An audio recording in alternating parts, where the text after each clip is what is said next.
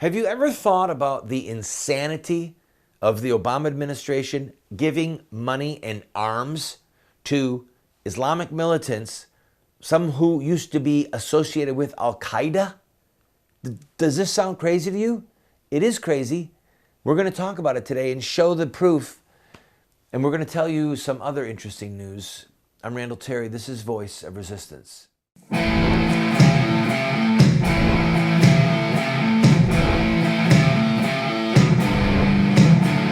Those who forsake the law praise the wicked. Those who uphold the law resist them. Welcome to the Voice of Resistance. Here's your host, Randall Terry.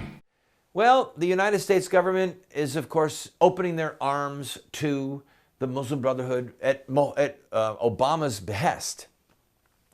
This is suicide on the installment plan.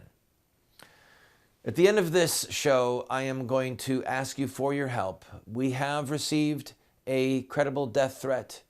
Many of you know this and have helped us. More of you know it and have not helped us, and I'm asking you to help us. Perhaps this is news to you. Please watch this show, and then at the end, I'm going to tell you how you can stand with us. Welcome to today's program, friend. First of all, I want to thank our network and our affiliates for carrying this show, specifically because we are in the middle of a multi-part series on the Muslim Brotherhood. And if you watch Fox or CNN or MSNBC or the three major networks, you're just not getting much on the Muslim Brotherhood. And the simple fact, as we have shown in this series, is that the Muslim Brotherhood is the preeminent Muslim organization in the world, as far as it's in 70 nations, it's got millions of members, tens of thousands of secret cells. I mean, these people are organized and they have enormous amounts of resources, enormous amounts of teaching material. They are committed to the extension of Islam, the implementation of Sharia law, and therefore the persecution and often the death of Christians.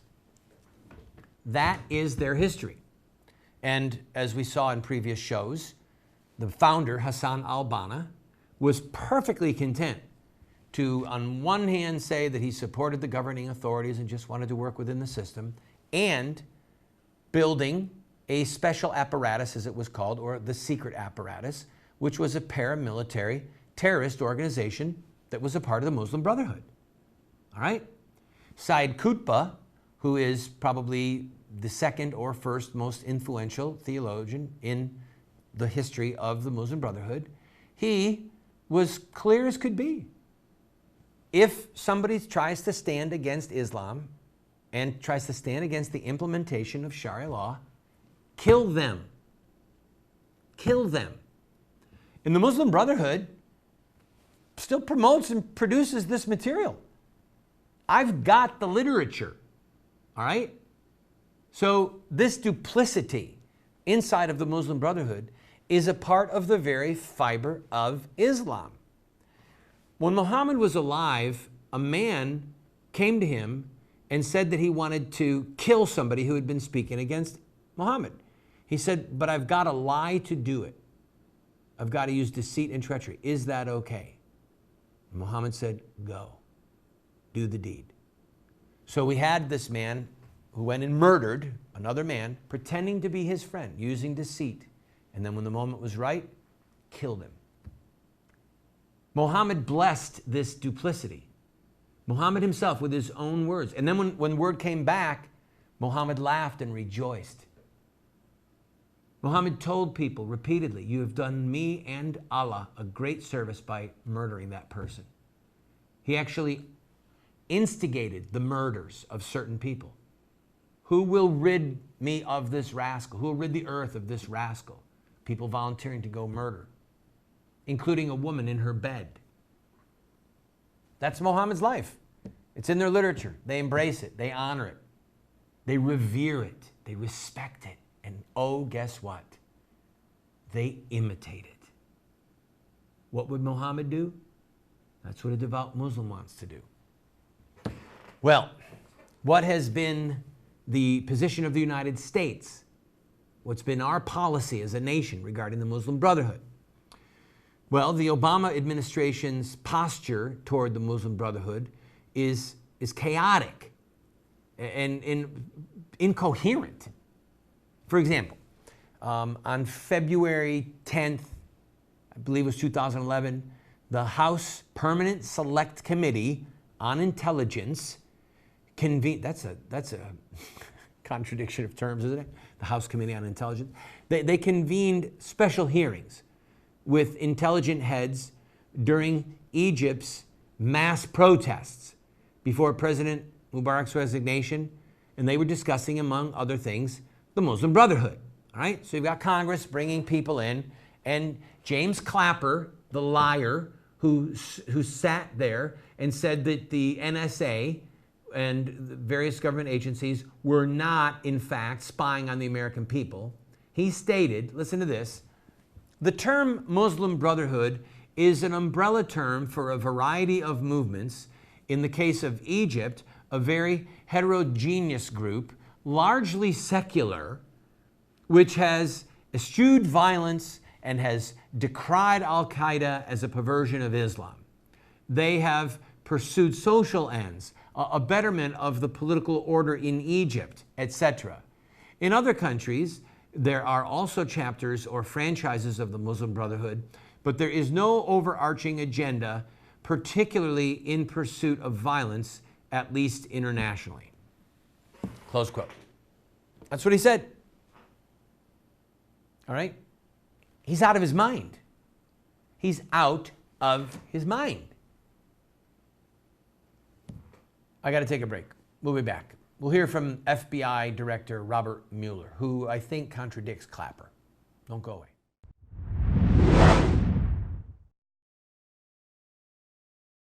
My wife and I, for 5 years, have been grinding our own wheat and baking our own bread from scratch. Within 2 hours, you can have fresh wheat in your hand and then piping hot bread come out of the oven. The most nutritious and delicious bread you will ever have. And we do it for under $1 a loaf. Call Paula's Bread and find out about this grain mill and the mixer and how it can save you money and change your life. Do you want to have knowledge, wisdom, discernment? If so, you have to read good books, theology, history, books that look at the lives of great men and women. So to help you to become a more effective Christian, a better witness for truth, somebody who can engage in productive conversation that exhorts and edifies those that you speak with, we're going to do something crazy. We're offering you these 7 books for a gift of any size. You just pay for the shipping and handling, and then give whatever gift that you can, and we will send them to you. But just to make it a little bit more crazy, I will send you a second copy of my 3 books, autographed.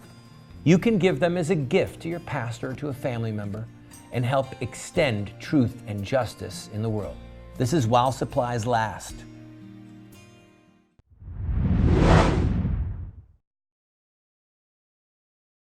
Welcome back to the program, friend. Before we talk about FBI Director Robert Mueller, I want to just focus on Clapper for another minute. This man is a part of our intelligence apparatus. He is involved with national security. He advises the president. And he lied under oath about the government spying on us, collecting data on us. And he lied, now whether he knew he was lying with how he described the Muslim Brotherhood, I don't know. And as we'll see, there were people that said, if this is incompetence, that's just as scary as if it's deceit. But if you have been watching this series, and if not, by the way, go to voiceofresistance.com and look at the series. Look at the history of the Muslim Brotherhood. The Muslim Brotherhood, from its inception, from its founder, is committed to the implementation of Sharia law and committed to the use of force and terrorism. Period. That is who they are. And when somebody who is tasked with protecting U.S. citizens has such a perverted and pathetic view of the Muslim Brotherhood, It's no wonder that we're in danger as a people. Well, thank God the FBI Director Robert Mueller did not buy the lie. He contradicted Clapper and stated succinctly, and I quote, "Elements of the Muslim Brotherhood here and overseas have supported terrorism." Mueller gave further details in a closed session, which we never got to see, but at the time, a small but pretty serious political firestorm broke out over Director Clapper's statement.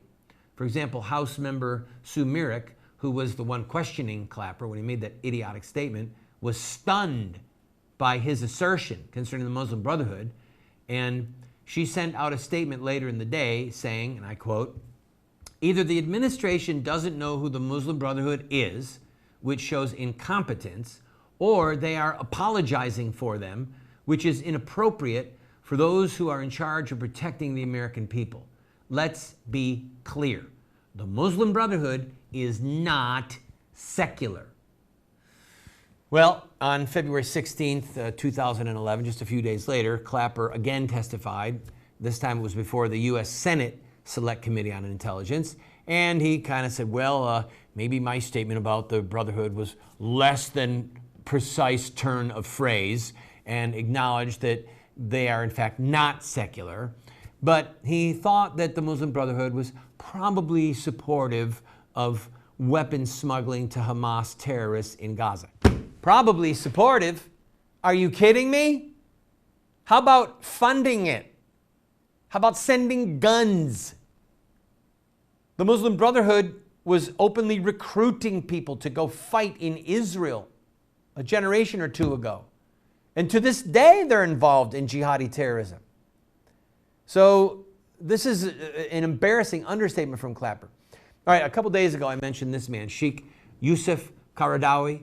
All right, he's, I don't know, by now he's got to be 84, 85, 86 years old. The dude is old. All right. He is the head of the International Union for Muslim Scholars, and he is also the top theologian for the Muslim Brotherhood. Well, he issued a fatwa deeming it, listen to me, a religious duty for Muslims to fight Americans in Iraq. All right? He has long supported terrorist attacks of Hamas against Israel, and he's their chief theologian. So when you got the chief theologian of the Muslim Brotherhood saying it's a religious duty to fight Americans in Iraq, don't tell me that they're secular or that they're not involved in violence. And within days of Clapper's statement that the Muslim Brotherhood had sworn off violence, Qaradawi issued a fatwa, live by the way, on Al Jazeera TV, for Libya's Muammar Gaddafi, who had become a partner with America's war on terror. He said, that man needs to be assassinated. Here is his exact quote. "I now issue a fatwa urging officers and soldiers who can kill Muammar Gaddafi, shoot him down and relieve the people and the country of his burden." This is the top theologian of the Muslim Brotherhood, okay? And he's on Al Jazeera live calling for a world leader to be assassinated, or I mean rather the Libyan leader to be assassinated, and he was. Okay? That's the Muslim Brotherhood, people. I've got to take a break. When we come back, continue looking a little more deeply at the Muslim Brotherhood than most of the talking baubles in Washington, D.C. Did I just say bauble? Was that unkind? It's a very good word.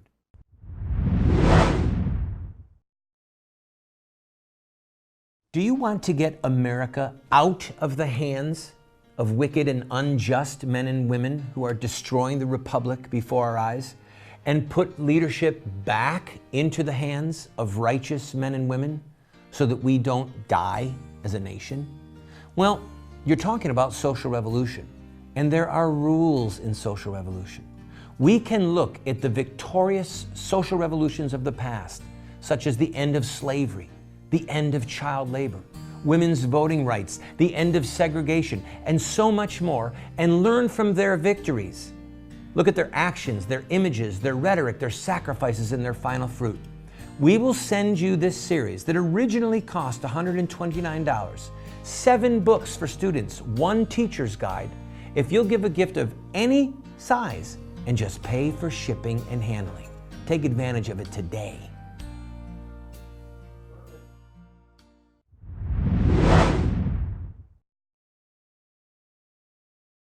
Welcome back to the program, friend. I am going to talk more about the Muslim Brotherhood and what Stephen Emerson said about them, a brilliant student and teacher of Islamic terrorism. But during the break, I thought, I need to talk just a little bit more about American public policy and the top theologian, Yusuf Qaradawi. Now, Qaradawi is the one who helped unleash what happened in Egypt. On Al Jazeera TV, he's the one who called for the assassination of Gaddafi. So we saw the Muslim Brotherhood bring down the government of Egypt, involved with fierce persecution of Christians there, brought down the government of Gaddafi in Libya, and now they're trying to bring down the government in Syria. And the Muslim terrorists that are there, the Mujahideen, have been involved in barbaric crimes, eating people's intestines, murdering a Christian man that we know of. God knows how many Christians in Syria have been killed. They're a very small minority there. But anyway, Qaradawi is the top theologian for the Muslim Brotherhood. He, just 2 or 3 weeks ago, called for every able-bodied Mujahideen, we would call them Muslim terrorists, to go to Syria to fight against the Assad government, to bring it down, and to fight against Hezbollah. Now, Hezbollah is an Islamic terrorist organization, but they're Shiite. They're not Sunnis. Most of the Muslim world, as we've discussed, is Sunni. And he apologized for his prior support of Hezbollah in their fight against Israel. He apologized, and he calls them now the party of Satan. He's calling Hezbollah the party of Satan and saying, get to Syria as quick as you can, fight against Assad, who's a Shiite, help bring down the government, help fight against Hezbollah, fight against Iran, and while we're there, let's get some more guns. And John McCain, oh my goodness, went to meet with the leaders of the Free Syrian Army and said, let's get guns into the hands of these freedom fighters. Well, these freedom fighters are Muslim terrorists, people who are associated with or inspired by the Muslim Brotherhood. The Muslim Brotherhood who knows that it is a religious duty to kill Americans in Iraq and in Afghanistan. Do you see? John McCain, Obama now, are funding and arming the people who have already publicly called for the murder of Americans. This is insane. It is immoral. Well, Randall, what do you suppose that we do? What do you propose that we do in Syria? Nothing. Stay out. It's not our fight. Sunnis and Shiites have been murdering each other since the first 30 years after Muhammad. Okay? This has been going on, folks, for well over 1,000 years, almost 1,400 years. And so for us to join on the side of what are now the Muslim Brotherhood and their elements and their associates and their compatriots to bring down the Assad government so that the Muslim Brotherhood is even more entrenched in positions of power in the Middle East, is in a better place to persecute Christians. This is immoral. It's suicide on the installment plan. It's insanity. I've got to take a break. When we come back, we'll hear what Stephen Emerson had to say about Obama's policies concerning the Muslim Brotherhood.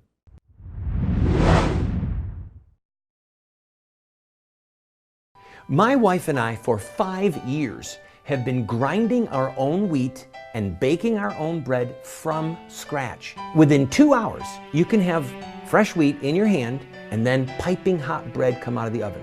The most nutritious and delicious bread you will ever have. And we do it for under $1 a loaf.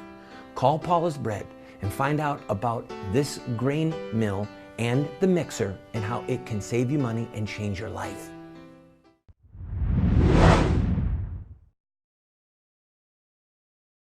Welcome back to the program, friend. Stephen Emerson is a brilliant writer and has written a lot of books on Islamic terrorism. He's a go-to man for people in the government. And he testified before a Senate committee, and he was far more exacting. It was a security and governmental affairs. He was far more exacting about the Muslim Brotherhood than Clapper, and he had extensive documentation with him. And he testified, the Muslim Brotherhood has provided the ideological model for almost all modern Sunni Islamic terrorist groups, when discussing Hamas, Al-Qaeda, Palestinian Islamic Jihad. Richard Clarke, the chief counterterrorism advisor on the U.S. National Security Council under Presidents Clinton and Bush, told a Senate committee in 2003 that, quote, the common link here is the extremist Muslim Brotherhood. All of these organizations are descendants of the membership and ideology of the Muslim Brothers.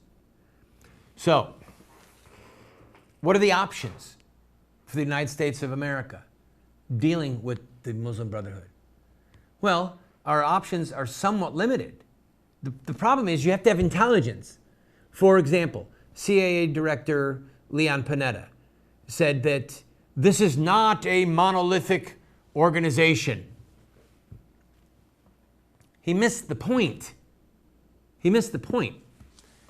Obviously, by virtue of the fact that they have tens of thousands of cells around the world, 2 million members, that they're in 70 countries, they are a monolithic organization. They're huge, okay? And they're armed, and they're trained ideologically to embrace Islamic Jihad and Sharia law. And they are the single greatest factor for the dissemination of the ideology and the justification for Islamic terrorism in the world. In this series, we've seen again and again that the founder, Hassan al-Banna, the theologian Said Qutb, the current theologian, Yusuf Qaradawi, these men, without hesitation, don't even blink to say use terror, use violence, use murder to fight the infidels, to fight against Americans. Qaradawi is saying to kill and to help implement Sharia law. And on tomorrow's show, I'm going to actually read to you one of the sleight of hands used by the Muslim Brotherhood concerning the connection to modern-day terrorism and Said Qutb. This is who they are. They are a terrorist organization. We just don't have the guts to label them as that. Instead, we're giving them money and guns. God save us from our stupid, stupid leaders.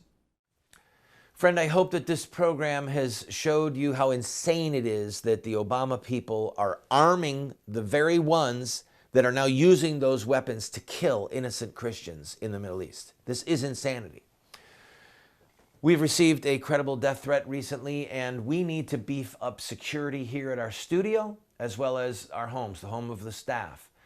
And we don't have the resources. What we have is the ability to reach millions of people. We have the courage, thanks be to God, to declare the truth in calm, reasonable tones.